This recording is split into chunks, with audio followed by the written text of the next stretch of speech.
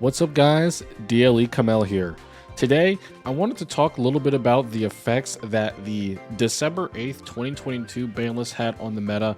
I know it's been a while since this ban list has happened, but I wanted to just take a look at its effects on the meta decks themselves. Of course, this ban list did include changes for a lot of other decks as well, but we could talk about those in the comments. Those changes were not as huge, and I feel like the only really big changes happened with the limiting of very staple heavy cards that meta decks rely on and how their strategies and deck lists have changed. So let's take a look at some of the general changes and then we can get a little bit more deck specific.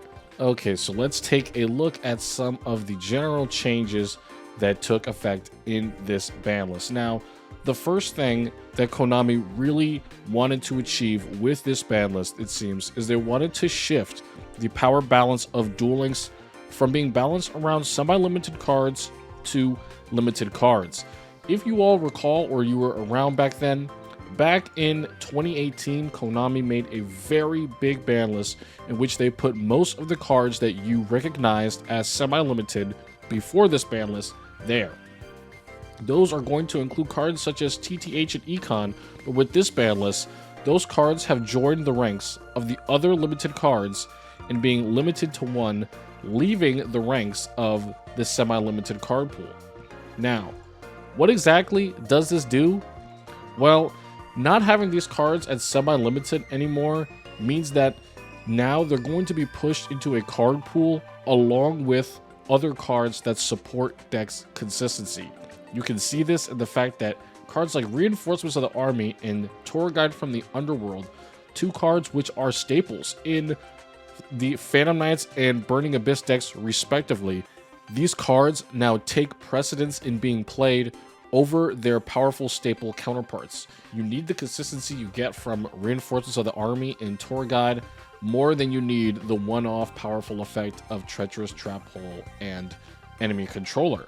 Now, with these cards leaving the semi-limited card pool, that does free up your decks for semi-limited options that you maybe otherwise would not have been able to play. But as you can see, the semi-limited card pool is no longer one that is full of general cards that you would maybe need to worry about.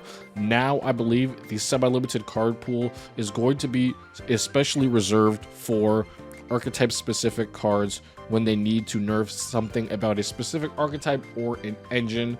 But to make you reliant on these consistency cards, powerful staples, I believe going forward, are going to be put on the limited one list. The limit 3 cards have also seen their use quite changed up by this ban list. Now, the limit 3 card pool usually consisted of powerful spell or trap cards that would typically be played both at 3 copies in most decks. Now we are seeing Konami branch off into putting some archetype cards at limit 3, so we're going to have to take a look at those specifically when we get into them. However, not much else has changed here. Floodgate, Crackdown, and Compulse are all still at 3. What's going to change is the individual decks, so let's get into them. Now let's take a look at Salamangreat Great and what changed for them. The most extreme change was Salamangreat Great Roar and Gazelle being put to 1. Now, this resulted in Salamangreat Gazelle being played over Roar simply because, once again, the consistency and extending power that Salamangreat Gazelle gives you in being able to get cards from your deck into your grave to set up to eventually get them back to your hand with the use of cards like Salamangreat Falco, and also give you access to Circle and more monsters for Link Summoning. This was the obvious choice over the Counter Trap Roar, which, you know, while being a counter trap is very nice, most decks that do reach that powerful position, they can do so without the use of counter traps. So Salamangreat ended up not losing too much by losing Roar. Now they typically just rely on stuff like Needle Sealing, Karma Cut, and you know, stuff like Bottomless Trap Hole that is now out as well. And yeah, they have been making do. Now, what I've thought was very interesting was that Lady Debug actually got put to limited 2, and this does affect Salamangreat. It's also going to affect Code Talkers, but when I did initially set this up, I wasn't really thinking about Code Talkers, but they have seen some improvement being played with Mech Knights, and Lady Debug is played in that deck. So Lady Debug for Solomon Greats, not doing too much, literally just removing one card from the deck that still does its job pretty well for the deck, and you essentially just lose a copy. You still get to all of your other Solomon Greats just fine with this. None of them were changed. So yeah, I just really hope that this doesn't hurt Cyberstacks too much in the future. Next Solomon Great Circle going to 3 now. This is definitely going to change things up. Like we talked about before, the at 3 is now also inhabited by Crackdown and Compulsory Evacuation Device. This makes these two back row completely unusable, which we've seen in the meta. Solomon Great have completely dropped these cards. They cannot afford to run them because the consistency option is just too strong. And I think that that is a big thing going forward, that how Konami is going to be balancing decks. They're going to be making you choose between consistency and cards like Compulsory Evacuation Device and Crackdown, these extremely powerful limit 3 cards, and the same can be said for limit 1 cards up here with Treacherous Trap Hole and Enemy Controller. I think that they've really taken their game balance mentality to the next step. Before, we could just always depend on a semi-limit when a new deck came out to change things up. That is no longer the case. Things are going to be a little more nuanced, it seems, and I think that that is really good for the game. A lot of people came at me during my first ban list predictions video on this ban list because of the fact that I did not talk about Mech Knights. But man, Mech Knights really did not end up getting touched too much. The only thing that really happened was World Legacy Whisperers getting limited to 1.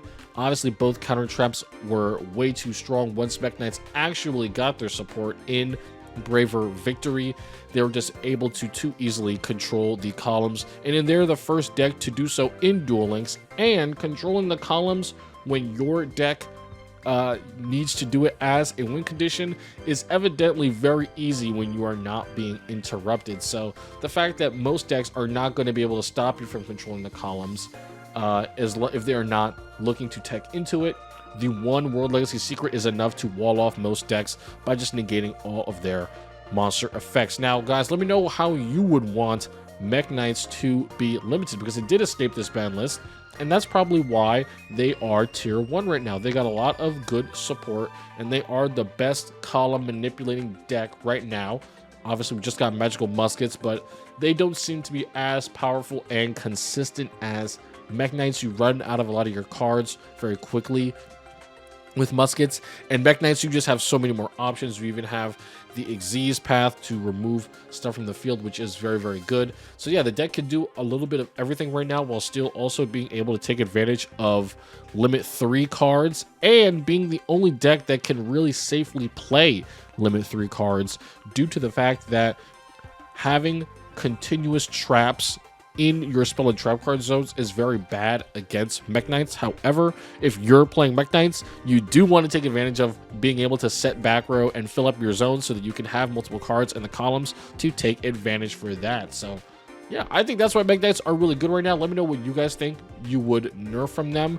The whole assault mode engine being a part of this deck with surprise present is very powerful. I don't know if Konami is really going to look at that as a way to nerf it, though. They may once again look at some of these in-engine cards, right? Indigo Eclipse, Red Moon. Red Moon is probably the biggest removal option for the deck, and I think if there's any candidate to get hit or get put on a limit to prevent some other cards from being played, it's probably gonna be the Red Moon. So guys, let me know what you think and what you think about my thoughts on this ban list from the beginning of last month, and what changes you would like to see coming on the next one that should be arriving, I don't know, a little bit after Rockets come out. After Rockets come out, we should be getting that ban list. So peace out, guys. I'm DLE Kamal. I'll talk to you later.